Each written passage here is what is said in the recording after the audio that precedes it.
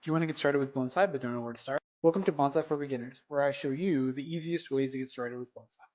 Today we're talking about another great species for beginners, Ulmus parvifolia, also known as the Chinese elm. The buds on this guy are starting to swell, which means it's an ideal time to start working on the roots and give this guy a repot.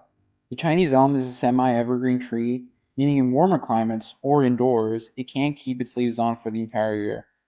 This guy went dormant in the fall because I kept it outside. I think it enjoys its beauty sleep, but this tree can be kept indoors if you have the appropriate light and watering conditions.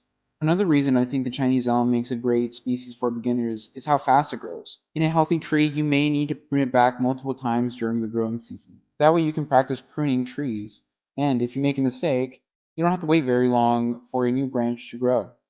The roots on the Chinese elm will grow just as fast and respond just as well to pruning as the branches do. On this guy, I probably cut off about 80% of its roots, and I know it won't skip a beat.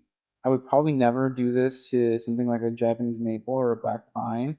The general rule is to never take off more than two-thirds of the roots, but some trees may tolerate more, may tolerate less. Just make sure you're doing your research into the types of trees you're working on.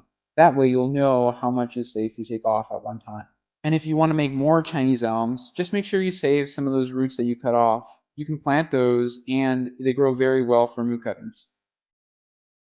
Here we're just giving this guy a repot with some macadama, lava rock, and pine bark. Now I didn't tie down this tree because I knew it was going to stay indoors for at least another 6 weeks. So that should give it plenty of time for its roots to start filling out again. But I would recommend tying down your trees to avoid movement that can damage some of the finer roots. Here I'm just working the soil down into the roots to make sure that there are no air pockets.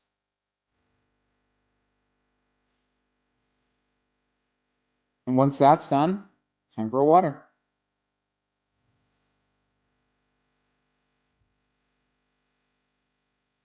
And here it is, just a few weeks later.